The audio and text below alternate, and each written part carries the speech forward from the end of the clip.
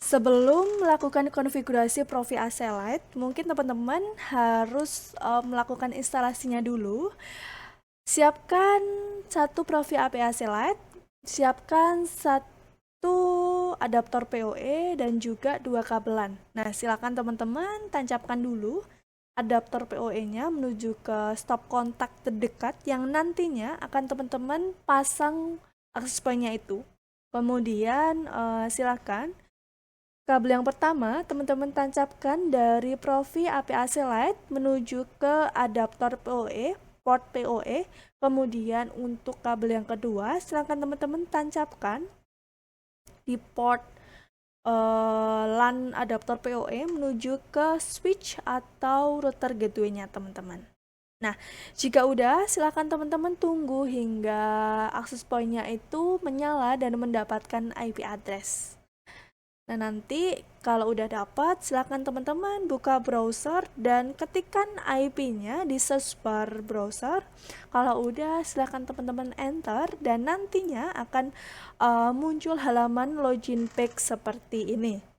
Nah, silahkan masukkan username sama password loginnya. Untuk defaultnya itu usernya admin, passwordnya admin. Nah, kalau udah nanti akan masuk di halaman quick setup. Tapi teman-teman, saya akan mengajak ke bagian internet setting dulu. Nah, di bagian LAN setup ini untuk konfigurasi IP access point-nya itu ada 2, di mana bisa DHCP atau mau static IP.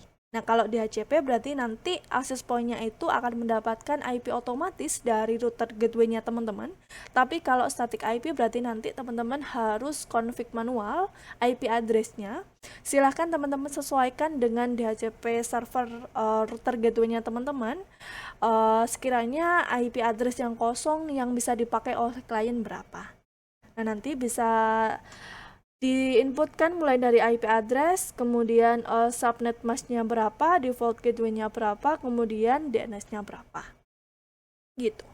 Untuk device name-nya nanti teman-teman bisa sesuaikan access point-nya mau dinamakan apa. Kemudian untuk bagian optimize Ethernet port-nya ini ada 2 pilihan, faster speed dan juga longer distance. Nah, bedanya apa sih? Kalau faster speed berarti access point-nya ini bisa auto negotiation, bisa running 10 Mbps, bisa running 100 Mbps, bisa running 1 giga. Nah, nanti tergantung dengan kondisi kabelannya teman-teman atau port Ethernetnya teman-teman di router gateway-nya support berapa atau adaptor PoE-nya. Kemudian kalau longer distance itu hanya bisa maksimal 10 Mbps untuk Ethernet speed-nya. Kalau udah tinggal teman-teman save aja. Kemudian di bagian wireless ini nanti mungkin teman-teman yang perlu teman-teman setting hanya di bagian SSID sama RF setting aja. Kalau di bagian SSID ini oh ya, untuk 2,4 GHz teman-teman bisa setting sebanyak 7 SSID. Kalau 5 GHz teman-teman bisa setting sebanyak 4 SSID maksimal. Kemudian untuk di bagian status nanti teman-teman bisa di enable.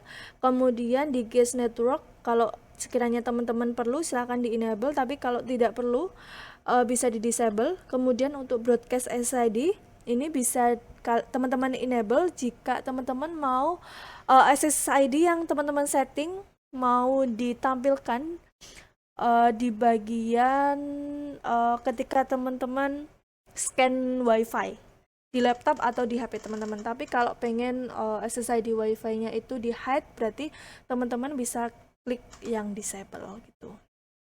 Untuk maksimal number of client-nya ini teman-teman bisa setting mulai dari 1 hingga 128. Untuk SSID ini teman-teman bisa sesuaikan pengen nama wifi-nya apa. Kemudian security mode sama encryption algoritma teman-teman bisa sesuaikan. Kemudian untuk konfigurasi passwordnya teman-teman bisa masukkan di bagian key. Untuk yang 5 GHz ini konfigurasinya hampir sama kayak 2,4 GHz. Nah, teman-teman mungkin jika perlu yang 5 GHz teman-teman bisa setting untuk stepnya sama kayak yang 2,4 GHz. Nah, kalau udah tinggal di save aja. Yang kedua, bagian RF setting. Nah, ini teman-teman silahkan enable bagian wireless network. Untuk country atau regionnya ini teman-teman bisa pilih mau negara mana. Disesuaikan aja. Kemudian untuk defaultnya ini Cina. Untuk bagian network mode ini teman-teman bisa sesuaikan juga mau yang mana. Untuk channelnya ini juga bisa auto atau mau yang static channel. Kalau mau static teman-teman bisa setting pilih channel 1 hingga channel 13 gitu. Kalau auto itu keuntungannya adalah kalau mungkin di sekitar area teman-teman itu banyak banget akses point yang membuat banyak banget channel yang udah dipakai sehingga menimbulkan interferensi. Nah, kalau auto ini akses point-nya nanti akan melakukan scanning terus dan nanti akan memilihkan atau akan pindah ke channel mana sih yang nanti sekiranya masih belum banyak digunakan oleh area sekitar itu. Kemudian untuk channel bandwidth-nya ini ada yang 20, ada yang 40 atau yang mau dua-duanya. Kalau 20 berarti nanti lebar pitanya kecil, bandwidth-nya kecil tapi interferensi itu dapat diminimalisir. Tapi kalau yang 40 lebar pitanya besar, bandwidth-nya besar tapi rentan terhadap interferensi. Nah, itu mungkin teman-teman bisa sesuaikan dengan kondisi di area teman-teman. Kemudian untuk transmit powernya ini teman-teman bisa setting mulai dari 8 dBm sampai dengan 29 dBm. Nah, untuk yang 5 GHz ini hampir sama, cuman bedanya di bagian network mode sama di bagian channelnya ini berbeda. Gitu. Kalau udah tinggal di save aja. Nah, mungkin itu konfigurasi wifi-nya. Nah, teman-teman langsung bisa coba connect ke SSID yang barusan teman-teman bikin.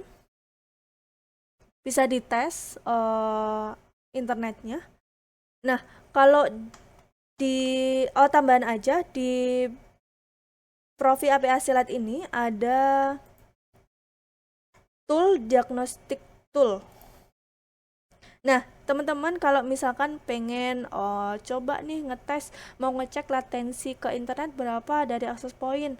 Nah, nanti bisa masukkan aja di bagian ini coloptest.ip atau domain name-nya, nanti tinggal diklik ping aja. Gitu.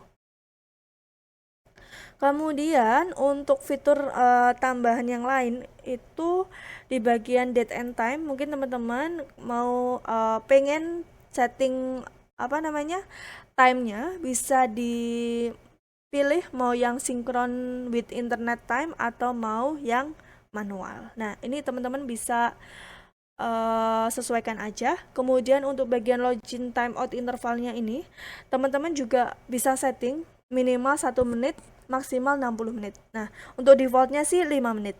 Teman-teman bisa sesuaikan. Kemudian untuk bagian